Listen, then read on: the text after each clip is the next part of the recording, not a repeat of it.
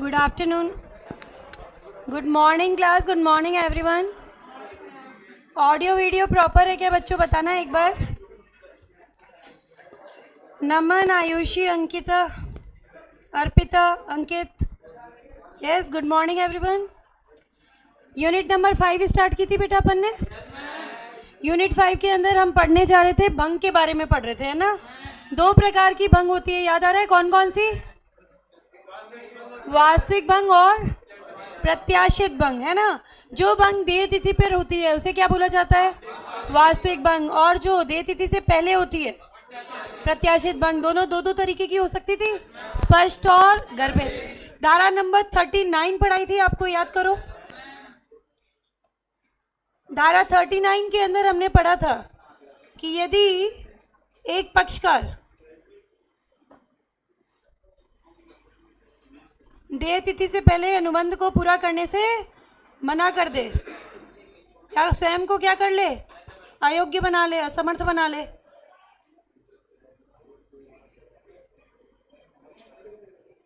तो पीड़ित पक्षकार यानी कि वचन ग्रहीता की इच्छा पर 2 ऑप्शन आ जाते थे उसके पास, चाहे तो तुरंत समाप्त कर दे और चाहे तो शब्दों द्वारा जारी रख ले।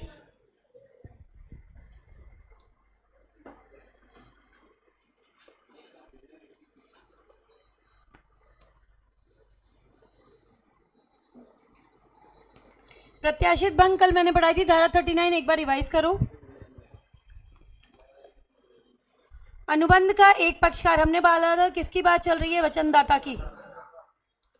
निष्पादन करने से मना कर देता है या स्वयं को असमर्थ पाता है। देय तिथि से पूर्व लिखवाया था आपको मैंने। अपने वचनों को पूरा करने में असमर्थ कर लेता है स्वयं को या मना कर देता है, तो वचन ग्रहीता की इच्छा पर अनुबंध होगा व्यर्थनीय। वो चाहे तो उसे तुरंत क्या कर सकता है? समाप्त। और चाहे तो शब्दों या आचरण द्वारा क्या रख सकता है? जारी रख सकता है। वचनदाता ने यदि अनुबंध को भंग कर दिया, वचन ग्रहीता जो है अपने दायित्वों से मुक्त हो जाएगा और उसके पास आ जाएंगे 2 उपचार, 2 विकल्प। पहला, तुरंत अनुबंध को समाप्त कर ले और हट जाने ले ले, और दूसरा, देय तिथि का इंतजार करे कि क्या पता पूरा कर दे और अनुबंध को क्रियाशील रखे। अगर अनुबंध को क्रियाशील रखेगा तो फिर वो दूसरा पक्षकार अभी भी अनुबंध को पूरा कर सकता है। देय तिथि तक भी अनुबंध को पूरा नहीं किया तो अभी हट जाने लेगा, ठीक है।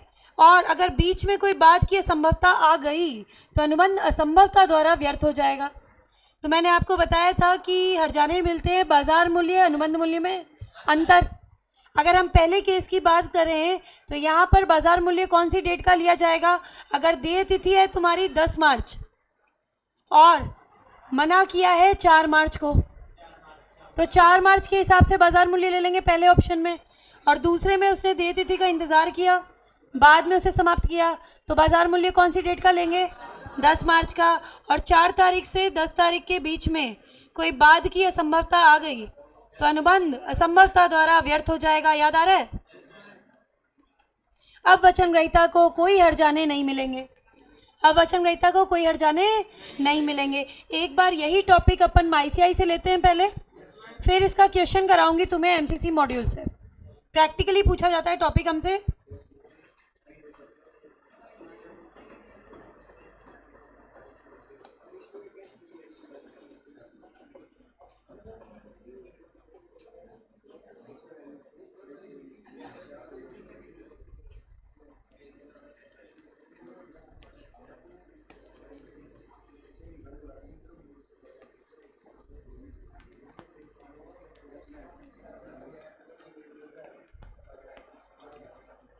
देखो, आ जाओ। सबसे पहले तो पेज नंबर जो है आपका दैट इज 1.84।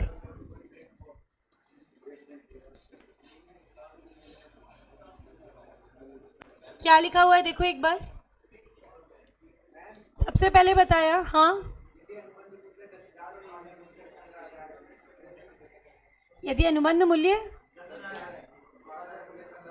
हाँ, तो बाजार मूल्य अनुबंध मूल्य का अंतर निकालेंगे, उतने हर जाने दिए जाएंगे। अभी कराऊंगी प्रैक्टिकली, अभी प्रैक्टिकली हम सॉल्व करेंगे क्वेश्चन इसका। भंग का अर्थ क्या है देखो एक बार।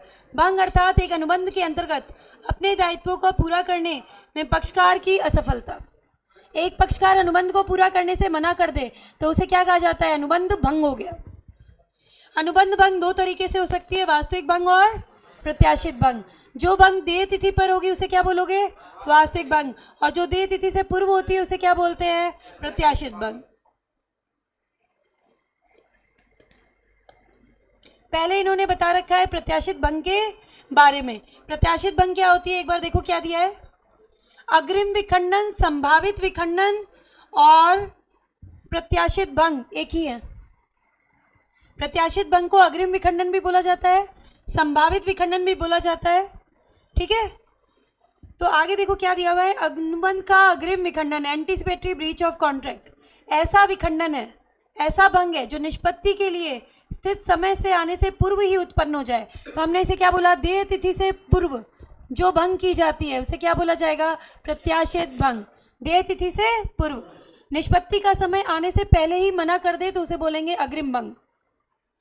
जब वचनदाता पूरी तरीके से वचन का पालन करने को मना कर देता है तथा निष्पादन का समय आने से पहले ही अपनी अनिच्छा प्रकट कर देता है तो इसे प्रत्याशित भंग कहा जाता है। दो प्रकार की हो सकती है, स्पष्ट और गर्भित। शब्दों द्वारा है मौखिक या लिखित तो स्पष्ट, आचरण द्वारा है तो गर्भित। एग्जाम्पल नंबर 1 पढ़ के देखो, ये है स्पष्ट का उदाहरण, और एग्जाम्पल नंबर 2 पढ़ना, ये है तुम्हारा गर्भित का उदाहरण, आचरण द्वारा।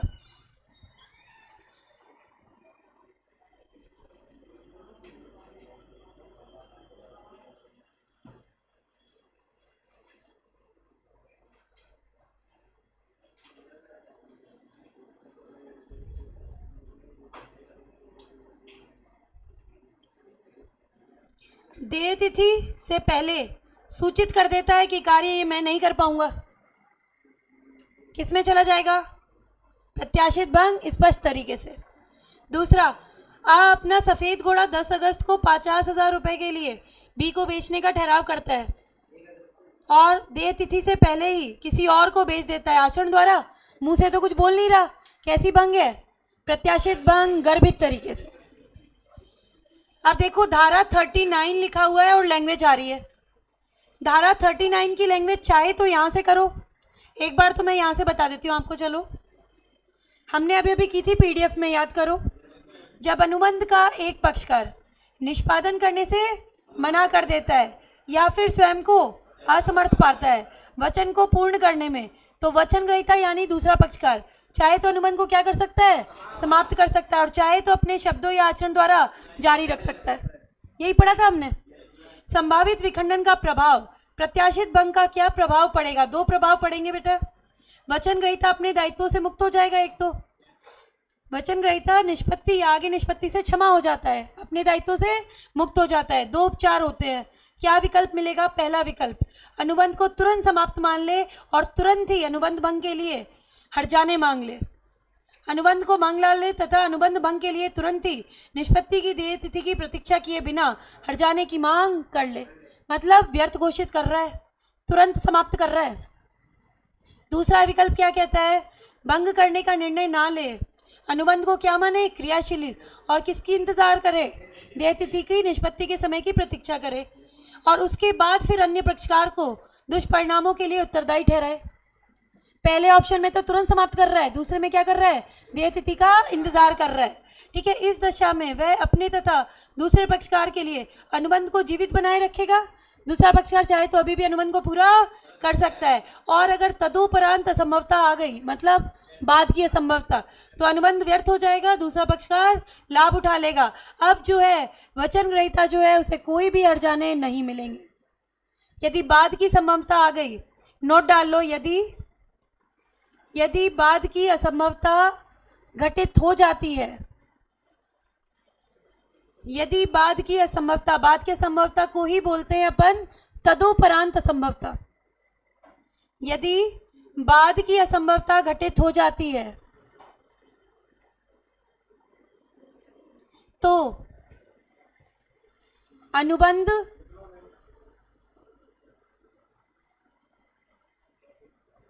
यदि बाद की संभवता घटित हो जाती है तो अनुबंध असंभवता द्वारा व्यर्थ हो जाएगा।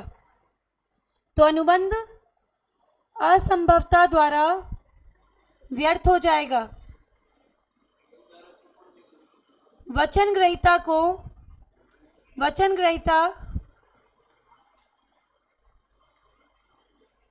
को हर्जाने नहीं मिलेंगे।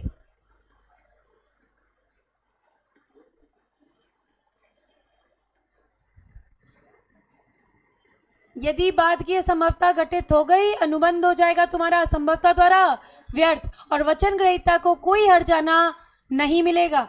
चीज समझ आई क्या, ये बताओ मुझे। प्रैक्टिकल कर सकते हो? चलो क्वेश्चन ट्राई करते हैं ना। हाँ,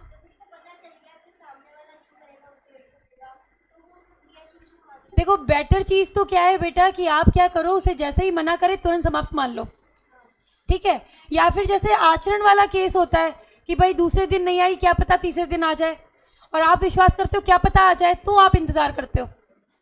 यूजुअली तो जब मुंह से ही बोल रहा है कि भाई नहीं कर पाऊंगा, तो डिक्लेयर यही है कि उसी दिन मना मान लो। हाँ, गर्भित वाला तरीका ज्यादा है इसमें।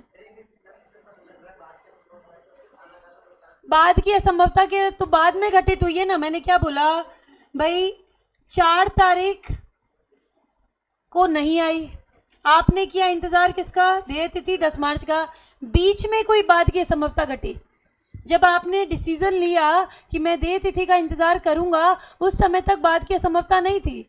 बीच में क्या हुआ, कोई कानून में परिवर्तन आ गया, विषय वस्तु नष्ट हो गई, व्यक्तिगत असक्षमता, युद्ध छिड़ गया, और अनुबंध हो गया असंभवता द्वारा व्यर्थ। तो अब जो है वचन ग्रहीता को लॉस हो जाएगा, अब उसे कोई भी हर्जाने नहीं मिलेंगे, ठीक है। एक एग्जाम्पल से देखो, अभी क्वेश्चन कराती हूँ इसका।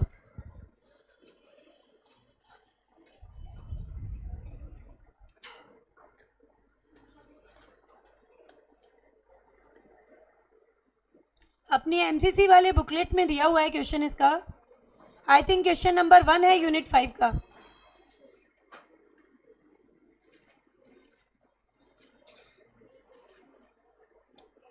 यूनिट 5 में जो प्रैक्टिकल क्वेश्चन आ रहे हैं उसका क्वेश्चन नंबर 1 है, पेज नंबर 54 पे दिया है। और अगर है ना आपका प्रत्याशित भंग पे प्रैक्टिकल क्वेश्चन आया तो इसी तरीके का क्वेश्चन अपने एग्जाम में आता है। क्या दिया हुआ है देखो एक बार,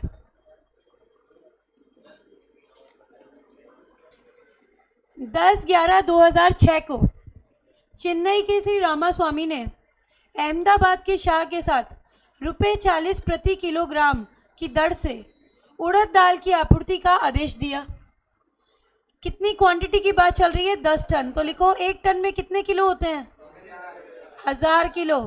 100 तो होते हैं तुम्हारे क्विंटल में, ठीक है। 1 टन में कितने होते हैं, 1000 किलो। तो 10 टन माल की आपूर्ति 1 माह की अवधि अर्थात 9 दिसंबर 2006 से पहले की जानी थी। तो क्या मैं कह सकती हूँ 9 दिसंबर 2006 ड्यू डेट यानी कि देय तिथि है। इससे पहले अनुबंध को पूरा करना था।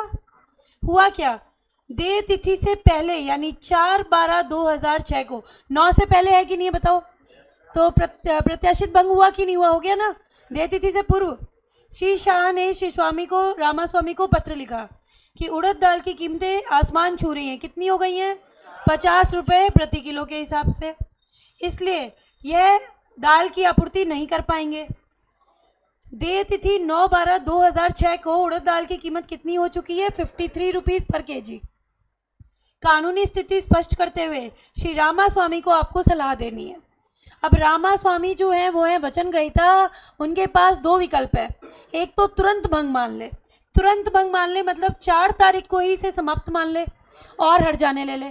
हर्जाने कैसे निकालते हैं, बाजार मूल्य अनुबंध मूल्य का अंतर, ठीक है। अनुबंध में मूल्य कितना दिया हुआ है, 40, और बाजार मूल्य 4 तारीख को कितना है, 50। तो मतलब कितना हुआ, 10 रुपये। क्वांटिटी कितनी है तुम्हारी, 10 टन, 10,000 किलो, 10,000 किलो है ना, मतलब 1 लाख रुपए। पहला ऑप्शन समझ आया। 4 तारीख को ही अगर बंद कर दे तो कितने हर्जाने मिलेंगे, 1 लाख। अब दूसरा ऑप्शन सुनो, 9 तारीख का इंतजार करे और फिर हर्जाने मांगे। तो 9 तारीख को कितना प्राइस हो गया, 53। अनुबंध मूल्य कितना, 40, मतलब 13 रुपए के हिसाब से 10,000 यानी कि 1,30,000 के हर्जाने ले सकता है। क्लियर है क्या। और अगर मान लो 4 तारीख से 9 तारीख के बीच में गवर्नमेंट ने क्या किया, इसकी जो बढ़ती हुई कीमतें हैं उनको रोकने के लिए इसकी सप्लाई या आपूर्ति पर प्रतिबंध लगा दिया। बात की संभवतः अब मिस्टर रामास्वामी को कोई हर्जाने नहीं मिलेंगे। तीनों सिचुएशन क्लियर है क्या, ये बताओ, समझ आ गई बात? अच्छा, कोई भी केस अगर आपका इस तरीके का आता है, किसका, प्रत्याशित भंग का, तो आपको दो चीज़ें कोट करनी है। एक तो करके आओगे कोट धारा नंबर 39 और एक केस का नाम लिखो बेटा, फ्रॉस्ट बनाम नाइट। फ्रॉस्ट बनाम नाइट।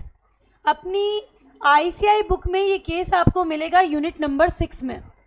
इसका नाम आएगा, मैटर भी आएगा। हुआ क्या था मैं आपको बताती हूँ। ए ने बी से बोला कि फादर की डेथ के बाद, मेरे पिता की मृत्यु के बाद मैं तुमसे विवाह कर लूँगा, और पिता जीवित थे उसी समय ए ने क्या किया, सी से विवाह कर लिया। प्रत्याशित भंग गर्भित तरीके से, प्रत्याशित भंग गर्भित तरीके से, ये इसका लीडिंग केस है, फ्रॉस्ट बनाम नाइट। फ्रॉस्ट बनाम नाइट। हाँ, तो सोच के देखो, तब तो आगे बढ़कर मिस्टर शाह कह रहे होते कि भाई ले लो दाल की आपूर्ति। कहेंगे कि नहीं कहेंगे, उनका प्रॉफिट है। अगर ये देय तिथि का इंतजार कर रहा है, दूसरे विकल्प का चयन कर रहा है, तो मिस्टर शाह अनुबंध को पूरा कर सकते हैं, क्योंकि उन्होंने अनुबंध को क्या रखा है, मिस्टर शाह ने, मिस्टर रामास्वामी ने जीवित रखा है। सेकेंड ऑप्शन में तो देय तिथि का इंतजार करता है ना, जारी रखता है। तो दूसरा विकल्प चुना है तो हाँ, पहला चुना है तो कुछ नहीं कर सकते, उसने तो हर्जाने ले लिए। अब इसका आंसर इन्होंने कैसे दिया है एक बार देखते हैं। ऊपर कथित समस्या भारतीय अनुबंध अधिनियम 1872 धारा 39 अंडरलाइन करो में परिभाषित संभावित अनुबंध भंग के अंतर्गत आती है। संभावित अनुबंध भंग मतलब प्रत्याशित भंग। मैंने अभी बोला था अग्रिम भंग, संभावित भंग, प्रत्याशित भंग एक ही है। केस का नाम है फ्रॉस्ट बनाम नाइट। समस्या में दी गई जानकारी के अनुसार, सही कर लेना, थोड़ा बहुत स्पेलिंग करेक्शन है। 10/11/2006 को अनुबंधित मूल्य इतना था और 4/12 को बढ़कर के कितना हो गया, 50 रुपये प्रति किलो, और 9 तारीख को कितना हो गया, 53 रुपीज़।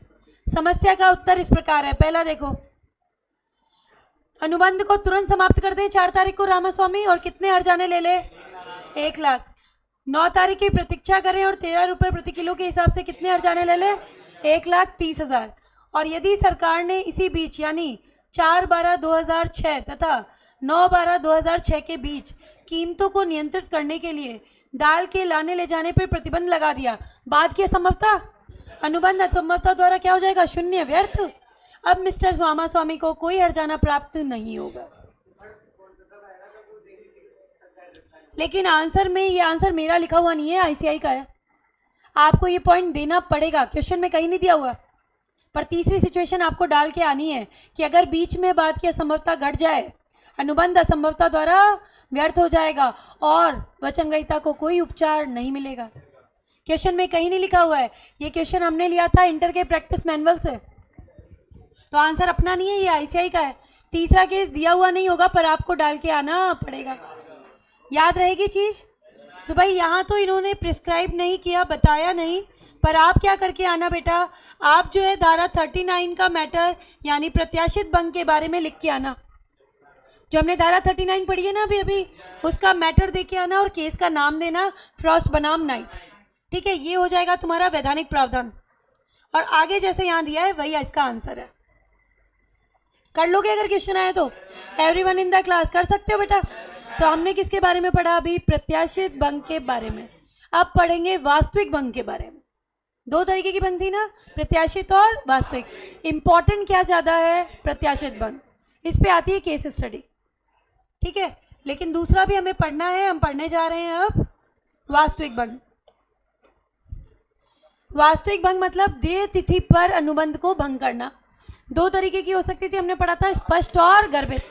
स्पष्ट और गर्भित। अब देखो क्या दिया हुआ है इसमें। वास्तविक भंग जब पढ़ेंगे तो अनुबंध का वास्तविक विखंडन किया जा सकता है दो प्रकार से। पहला, उस समय पर जब अनुबंध की निष्पत्ति देय होती है, और दूसरा अनुबंध की निष्पत्ति के दौरान। हम कहते हैं ये भंग कौन सी होती है? जो भंग देय तिथि पर की जाती है उसी को क्या कहा जाता है? वास्तविक विखंडन। अपने एग्जाम्पल में देय तिथि हमने क्या ले रखी है? 10 मार्च, ठीक है। तो 10 मार्च को अगर ए और बी के बीच में अनुबंध हुआ था कि 10 मार्च को बी कार्य पूरा करेगा और बी ने 10 मार्च को कह दिया कि यह कार्य मुझसे नहीं होगा, तुम किसी और से करवा लो, काम शुरू करने से पहले ही मना कर दिया, तो जाएगा फर्स्ट पॉइंट में। उस समय जब अनुबंध की निष्पत्ति देय होती है, पक्षकार ने मना कर दिया, कार्य मैं नहीं कर पाऊंगा, वास्तविक भंग है। दूसरा तरीका, अगर 10 तारीख को बी ने कार्य शुरू किया और कार्य शुरू करने के बाद में कुछ समय बाद बी कहता है कि यह कार्य मैं नहीं कर पाऊंगा, आप किसी और से करवा लो, अनुबंध की निष्पत्ति के दौरान। तो दूसरा तरीका क्या है वास्तविक भंग का? अनुबंध की निष्पत्ति के दौरान। तो ये कहना क्या चाहते हैं, है तो दोनों ही किस पर बेटा?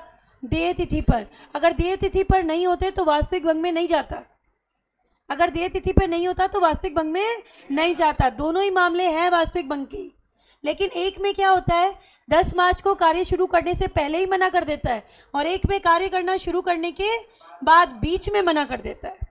तो इसलिए इससे वर्ड आएगा निष्पत्ति के दौरान। वास्तविक भंग के लिए 2 पॉइंट दिए हुए हैं, जब अनुबंध की निष्पत्ति देय होती है या निष्पत्ति के दौरान। अब अपन इसी चीज को लेने जा रहे हैं आईसीआई से। अनुबंध का वास्तविक भंग।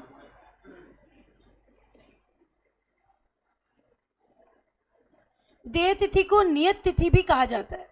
संभावित भंग के विपरीत यह नियत तिथि को वचन पूरा करने से मनाही का मामला बनता है।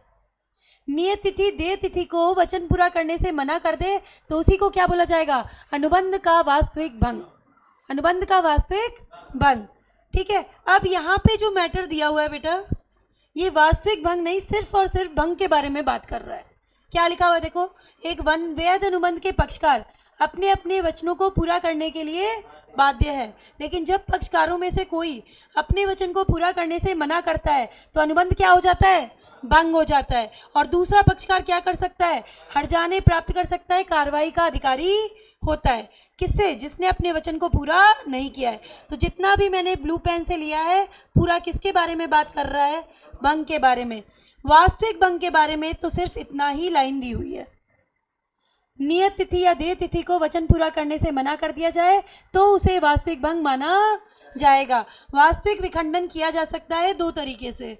पहला पॉइंट कहता है उस समय जब अनुबंध की निष्पत्ति देय होती है। उदाहरण पढ़ना एक बार। बा को 1 फरवरी 2016 को 100 बोरी चीनी की सुपुर्दगी का ठहराव करता है। उक्त तिथि को वह बा को 100 बोरी चीनी आपूर्ति करने में असफल रहता है। वास्तविक भंग हो गया भाई, जिस दिन बात हुई थी उस दिन आपने सुपुर्दगी नहीं दी, वास्तविक भंग है। और दूसरा क्या बोला? अनुबंध का विखंडन आ द्वारा ऐसे समय पर हुआ है जब निष्पत्ति देय थी, यानी देय तिथि पर हुआ है, इसलिए किस में लिया जाएगा? वास्तविक भंग में लिया जाएगा। नेक्स्ट इसके अंदर आ रहा है तुम्हारा कौन सा? अनुबंध। अनुबंध यहाँ पर भंग किया गया है और हमने बोला अगर अनुबंध भंग किया जाता है तो यहाँ पर प्रत्याशित भंग के मामले में हम ये मानते थे कि अनुबंध होता है व्यर्थनीय, ठीक है। और वास्तविक भंग भी हो तो भी आप क्या मानोगे? व्यर्थनीय ही होता है। कैसे? पक्षकार जो है इसे समाप्त कर सकता है और हट जाने की मांग कर सकता है। एक पक्षकार ने अनुबंध को तोड़ दिया, आप इस वक्त को क्या करो? समाप्त कर दो और क्या ले लो? हट जाने ले लो। व्यर्थनीय ही तो हुआ, व्यर्थ घोषित कर सकते हो और हट जाने की मांग कर सकते हो। अनुबंध की निष्पत्ति के दौरान, भाई यही तो होगा ना भाई। अगर अनुबंध भंग हुआ मतलब एक पक्षकार ने अनुबंध को तोड़ दिया तो आपको भी कार्य पूरा करने की जरूरत नहीं है, आप इसे समाप्त मान लो और जो आपको नुकसान हुआ क्या ले लो? हट जाने ले लो। यही तो होगा अनुबंध भंग में, ठीक है। अनुबंध की निष्पत्ति के दौरान क्या लिखा हुआ है देखो, अनुबंध का वास्तविक विखंडन तब भी उत्पन्न हो सकता है जब अनुबंध की निष्पत्ति के दौरान पक्षकार दायित्व को निष्पादन में स्पष्ट या गर्भित रूप से असफल रहता है। कार्य करना 10 तारीख को शुरू किया, उसके बाद में क्या बोलता है? मुझसे नहीं होगा, किसी और से करवा लो। तो कैसा हो गया? निष्पत्ति के दौरान 2 तरीके का हो सकता है, स्पष्ट और गर्भित, जो हम पहले ही समझ चुके हैं। क्या कहना चाह रहे हैं दोबारा सुनो एक बार। अनुबंध का भंग 2 तरीके का होता है, वास्तविक भंग और प्रत्याशित भंग। प्रत्याशित भंग को संभावित विखंडन या अग्रिम भंग भी बोला जाता है। पहली बात करेंगे वास्तविक भंग के बारे में। जो भंग देय तिथि पर होती है उसे वास्तविक भंग बोलते हैं। स्पष्ट या गर्भित दो तरीके की हो सकती है। दूसरा हमने बोला प्रत्याशित भंग। प्रत्याशित भंग क्या होती है? देय तिथि से पूर्व पक्षकार वचन को पूरा करने से मना कर देता है या स्वयं को असमर्थ कर देता है।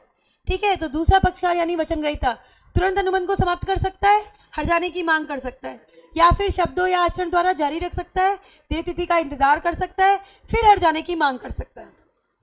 परंतु यदि बाद में कोई बीच में बात की असंभवता आ गई, अनुबंध असंभवता द्वारा व्यर्थ हो जाएगा। क्लियर है क्या सबको? यहाँ तक ये बताओ। भंग के बारे में पढ़ लिया हमने। अब हम पढ़ने जा रहे हैं अनुबंध भंग पे प्राप्त उपचार। एक पक्षकार ने अनुबंध को भंग कर दिया, दूसरे पक्षकार के पास, पीड़ित पक्षकार के पास क्या क्या उपचार उपलब्ध है देखो। हट जाने के लिए वाद प्रस्तुत कर सकता है, अनुबंध का विखंडन कर सकता है, समाप्त कर सकता है, विशिष्ट निष्पादन का न्यायालय से आदेश ले सकता है, न्यायालय मजबूर करेगी उस पक्षकार को तुम्हें कार्य पूरा करना ही पड़ेगा, निषेध आज्ञा का आदेश ले सकता है न्यायालय द्वारा, न्यायालय उस पक्षकार को गलत कार्य करने से रोकेगी। निषेध मतलब मना करना, आज्ञा इसलिए क्योंकि किसकी है? न्यायालय की। और लास्ट में कार्य की मात्रा अनुसार भुगतान, कि जितना कार्य किया है उतने पैसे मुझे दे दो, जितना काम उतना दाम। ये सब हम अभी एक एक करके पढ़ेंगे अनुबंध भंग के उपचार। सबसे पहले हम किसकी बात करेंगे? हट जाने के बारे में। और हट जाने में हमें एक धारा पढ़नी है, धारा 73 और उस पर भी क्या आती है? हमारी केस स्टडीज आती हैं। सबसे पहले देखो,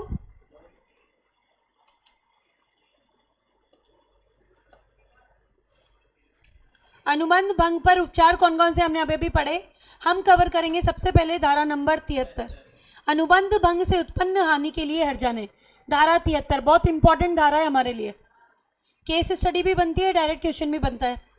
धारा 73 क्या कहती है? 4 पॉइंट मिला के धारा 73 बनेगी। पहला पॉइंट हमारा क्या कहता है? यदि एक पक्षकार ने अनुबंध को समाप्त कर दिया, भंग कर दिया, तो दूसरा पक्षकार क्या कर सकता है? हट जाने की मांग कर सकता है, पहला पॉइंट। दूसरा, कौन से हट जाने मिलेंगे?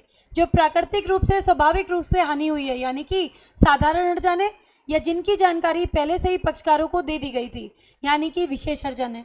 कौन से हट जाने मिलते हैं? साधारण हट जाने और विशेष हट जाने। तीसरा, हानि के अल्पीकरण की, हानि को कम करने की पूरी कोशिश करनी है। जैसे अगर आग लग गई तो उसको बुझाने की कोशिश करोगे, अगर आपने बुझाने की कोशिश नहीं की तो बीमा कंपनी भी आपका क्लेम पास नहीं करती। ठीक है। और लास्ट पॉइंट, दूर दराज के हर्जानों के लिए, अप्रत्यक्ष हर्जानों के लिए कोई भी क्षतिपूर्ति नहीं मिलती। अप्रत्यक्ष हर्जाने कौन से हुए? जिसमें पक्षकारों का कोई नियंत्रण नहीं है। जैसे प्राकृतिक आपदा। प्राकृतिक आपदा कैसे? भाई बाढ़ आ गई, अर्थक्वेक आ गया, साइक्लोन आ गया, तूफान आ गया, तो अब उसकी वजह से अगर असंभव हो गया एक तरीके से, तो क्या हो जाएगा यहाँ पर कि भाई कोई हर्जाने नहीं मिलेंगे। दूर दराज की गलतियों के लिए हर्जाने नहीं मिलते। दूर दराज की क्षति कौन सी हुई? जहाँ पक्षकारों का कोई नियंत्रण नहीं है, जहाँ पर प्राकृतिक आपदा की वजह से वस्तु नष्ट हो जाती है असंभवता के कारण। क्या पॉइंट दिए हुए एक बार पढ़ते हैं बेटा, देखो। सबसे पहले पॉइंट नंबर 1 कहता है, जब अनुबंध भंग होता है पीड़ित पक्षकार क्या कर सकता है? हर्जाने की मांग कर सकता है। दूसरा, कौन से हर्जाने मांगे जा सकते हैं? ऐसी हानि जो घटनाओं के सामान्य परिचालन में प्राकृतिक रूप से उत्पन्न हुई है, जिसको हम क्या बोलते हैं? साधारण हर्जाने। और दूसरा, ऐसी हानि जिसकी जानकारी पक्षकारों को अनुबंध करते समय थी, इन्हें क्या बोला जाता है? विशेष हर्जाने। पहले से पता होते तो विशेष हर्जाने। लिखा हुआ भी है देखो, साधारण हर्जाने और विशेष हर्जाने। एक केस का नाम दिया हुआ है हैडले बनाम बैक्जेंडल।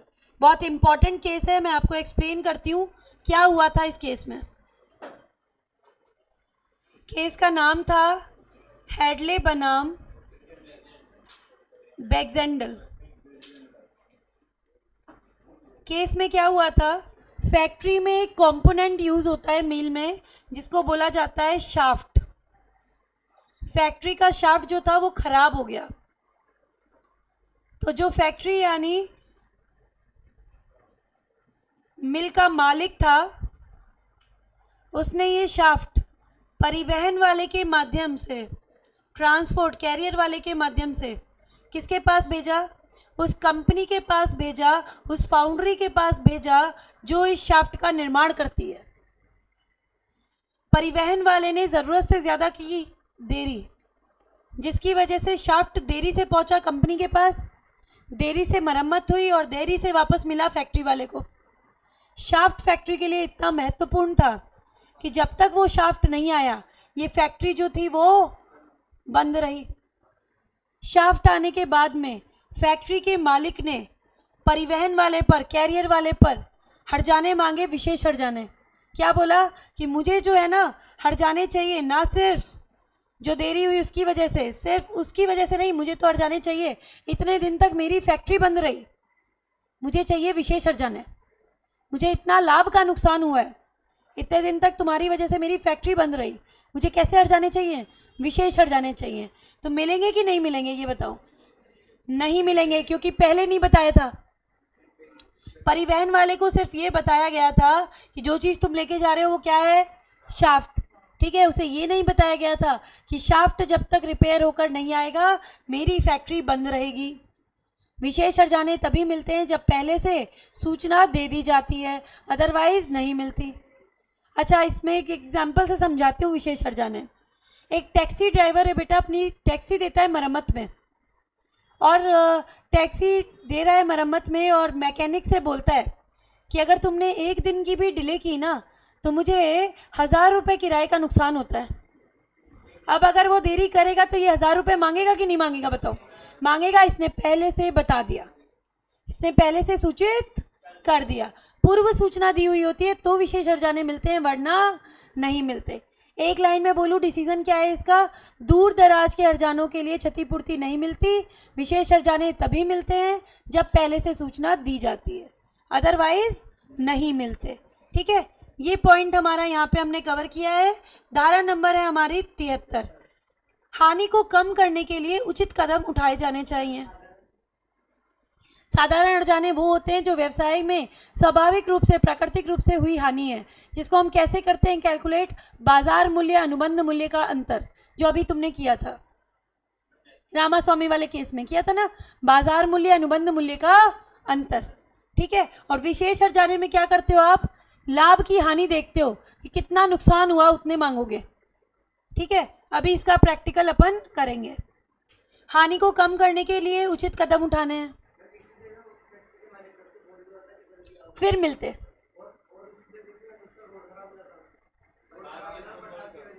बरसात की वजह से अगर रोड खराब हो जाता तब तो भाई वहां पे क्या है? बाद की असंभवता है। वहां पर उसने जानबूझ के कुछ गलत नहीं किया, जानबूझ के अगर गलती करोगे तो हर्जाने मिलते हैं, अदरवाइज वरना सिर्फ क्या होती है? प्रत्यय स्थापना, यथा स्थिति लेके आ जाओ बस। हानि को कम करने के लिए उचित कदम उठाने, जैसे मैंने बोला आग लग गई तो क्या करना है? बुझाने की कोशिश करनी है। अप्रत्यक्ष या दूर दराज की हानि के लिए कोई हर्जाने नहीं मिलते। अप्रत्यक्ष या दूर दराज की हानि क्या होती है उसके लिए एक लाइन लिख लो। अप्रत्यक्ष तथा दूर दराज के हर्जाने, अप्रत्यक्ष तथा दूर दराज की हानि, ये लिखना।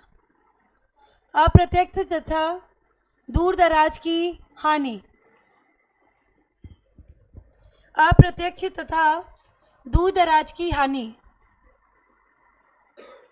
ऐसी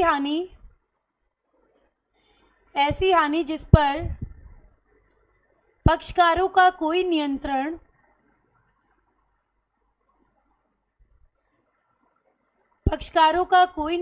नहीं होता,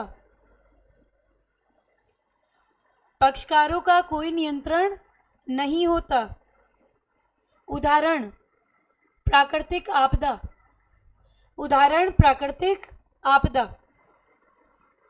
बाढ़ आ जाए, तूफान आ जाए, भूकंप आ जाए आदि। ठीक है, पॉइंट समझ में आया कि नहीं आया बताओ बेटा? यहाँ तक समझ आ गई चीज? अब देखो इसी को यहाँ पे दिया हुआ है आईसीआई से, देखो एक बार। आईसीआई में धारा 73 जो है हमें कहाँ से लेनी है? समीक्षा वाले पोर्शन से लेना, पेज नंबर 1.87। धारा 73 का विश्लेषण दिया हुआ है भाई, या तो मुख्य प्रावधान करें या करें समीक्षा। तो समीक्षा आसान दी हुई है तो हम वो ले रहे हैं। क्या दिया हुआ है इसमें देखो, धारा 73 में उन नियमों का उल्लेख किया गया है जिनसे हर्जाने की राशि की गणना की जाती है। अनुबंध के भंग किए जाने पर भंग से पीड़ित होने वाला पक्षकार अनुबंध भंग करने वाले पक्षकार से उसको ऐसे भंग होने के वाले हुए नुकसान के लिए हर्जाना मांग सकता है। ये था हमारा पॉइंट नंबर 1, याद करो। एक पक्षकार ने अनुबंध को भंग किया, दूसरा पक्षकार हर्जाने की मांग कर सकता है। दूसरा, ऐसी हानि के लिए हर्जाना मांगा जा सकता है जो सामान्य परिचालन में प्राकृतिक तौर से उत्पन्न हुई है। इसको हमने क्या बोला था? साधारण हर्जाने, याद आ रहा है? और ऐसी हानि के लिए भी हर्जाना मांग सकते हैं जो पक्षकार उस समय जानता था जब उसके द्वारा अनुबंध किया गया है। इसे बोला जाता है विशेष हर्जाने, और ये केवल तभी मिलते हैं जब आप पहले से सूचित कर देते हो, पूर्व सूचना दे देते हो तो मिलते हैं, वरना नहीं मिलते। लेकिन उस पक्षकार जिसे अनुबंध के विखंडन से नुकसान हुआ है, कर्तव्य बनता है कि हानि को कम करने के लिए उचित कदम उठाए। ये दोनों हमने कवर किए थे पॉइंट नंबर 2 में। हानि को कम करने की पूरी कोशिश करनी है, पॉइंट नंबर 3, याद आ रहा है? और पॉइंट नंबर 4 में हमने बोला था अप्रत्यक्ष या दूर दराज के हर्जानों के लिए कोई क्षतिपूर्ति नहीं मिलती। ये है हमारी धारा नंबर 73।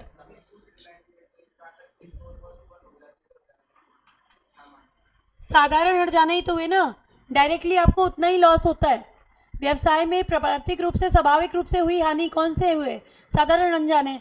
भाई मैंने आपसे बात की कि मैं आपसे 30 रुपए की रेट में चीनी खरीदूंगी, मैं लेने आई नहीं, बाजार मूल्य हो गया 25, आपको नुकसान कितने का हो रहा है?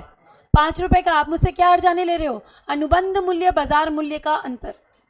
सामान्य रूप से बोलो तो यही हानि हुई आपको, प्राकृतिक रूप से इसी को हानि माना जाता है, और जिसे हम सामान्य रूप में बोलते हैं साधारण हर्जाने। साधारण हर्जाने। यहाँ तक समझ आई बात की नहीं आई? बताओ बेटा, चारों पॉइंट याद रहेंगे? इसके बाद में हमें एक केस पढ़ना है हैडले बैक्सेंडल का, जो अभी मैंने आपको पढ़ाया था।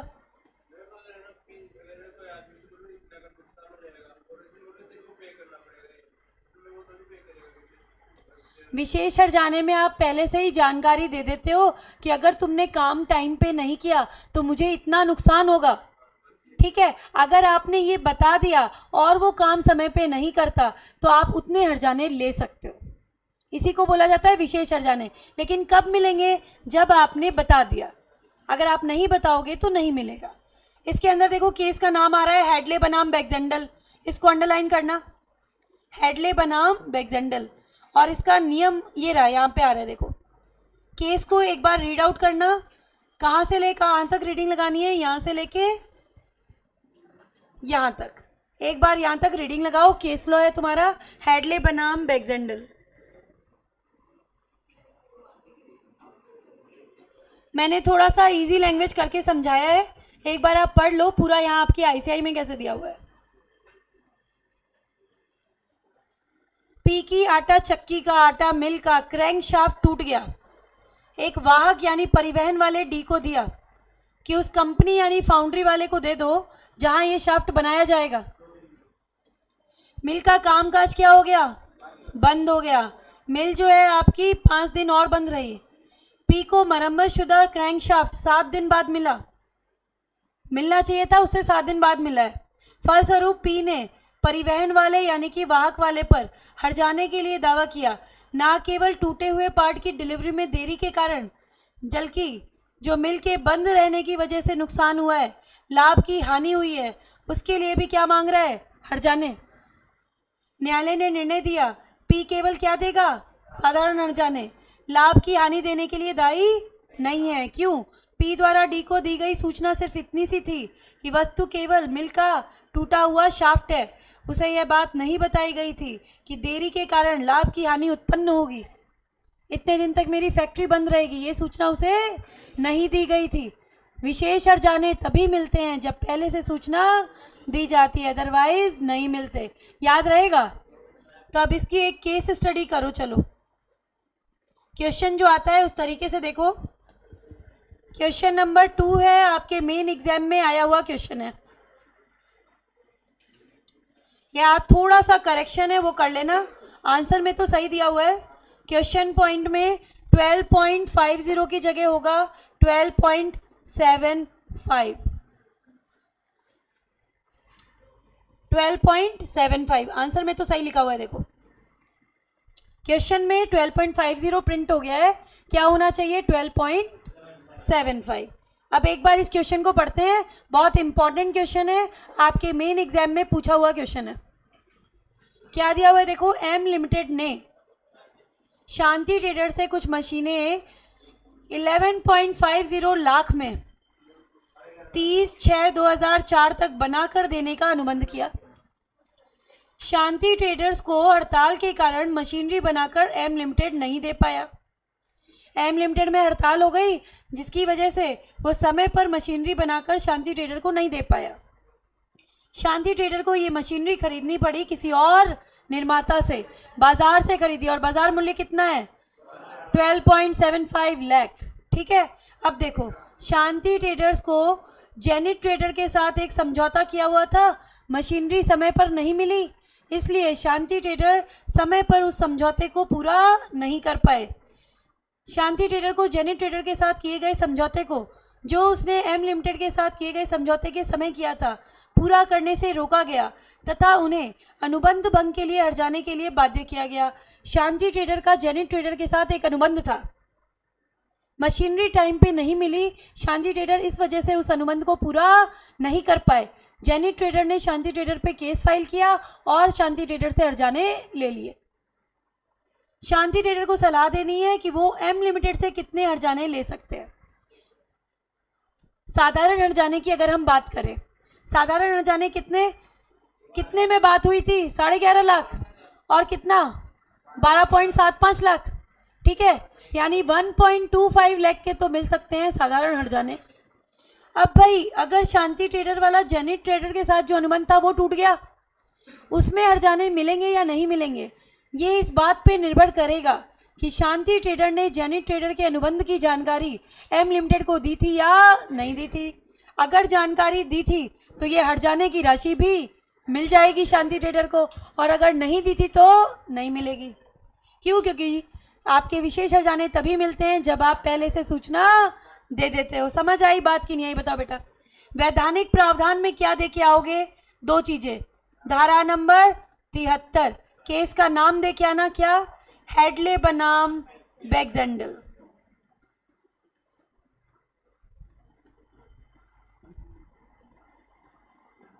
याद रखना ये चीज, कोई भी हर्जाने का केस आए 2 चीजें देनी है, एक तो धारा 73, वही 4 पॉइंट जो हमने अभी पढ़े थे, साथ में केस का नाम दे के आना, मैटर नहीं सिर्फ नाम, क्या?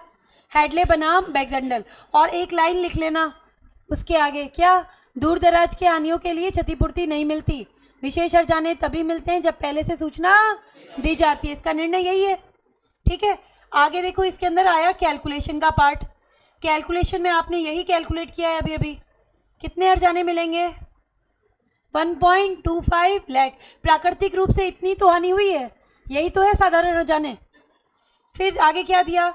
शांति ट्रेडर और जेनिट ट्रेडर को दिए जाने वाले, शांति ट्रेडर द्वारा जेनिट ट्रेडर्स को दिए जाने वाले हर्जाने के संबंध में हर्जाने की राशि इस बात पर निर्भर करती है कि क्या एम लिमिटेड को शांति ट्रेडर द्वारा जेनिट ट्रेडर के कॉन्ट्रैक्ट की जानकारी दी गई थी। यदि जानकारी थी तो एम लिमिटेड को शांति ट्रेडर द्वारा जेनिट ट्रेडर को दिए जाने वाले हर्जाने की भरपाई भी करनी पड़ेगी, अन्यथा एम लिमिटेड दायी नहीं है। याद रहेगा? कर सकते हो बेटा ऐसा कोई क्वेश्चन आए तो। हमने क्या पढ़ा है अभी अभी? देखो, आज अपन ने पढ़ा एक तो भंग के बारे में, तो बहुत इंपॉर्टेंट टॉपिक कवर कराए हैं आपके मैंने। एक तो प्रत्याशित भंग, उस पर भी क्या आती है? केस स्टडी, जो हमने मिस्टर रामास्वामी वाली करी, और एक करे है हर्जाने का टॉपिक, और हर्जाने में भी क्या आती है? Case study. धारा 73 याद रहेगा, हेडले बनाम बैक्सेंडल। एक क्वेश्चन तुम्हें दे रही हूँ होमवर्क में, मार्क करो क्वेश्चन नंबर 3। अगर दिक्कत आए तो कल मुझे बताना, अपन क्लास में डिस्कस करेंगे। क्वेश्चन नंबर 3 एक बार खुद कोशिश करके देखना, ठीक है? करोगे तो एक बार कोशिश करके देखना, और मैटर देखो बिल्कुल वही है, धारा 73 हेडले बैक्सेंडल। कोशिश एक बार करके देखना। अब मैं देखती हूँ एक बार कोई क्वेरीज हैं क्या?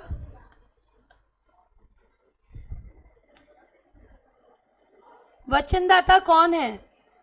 वचनदाता मिस्टर शाह हैं।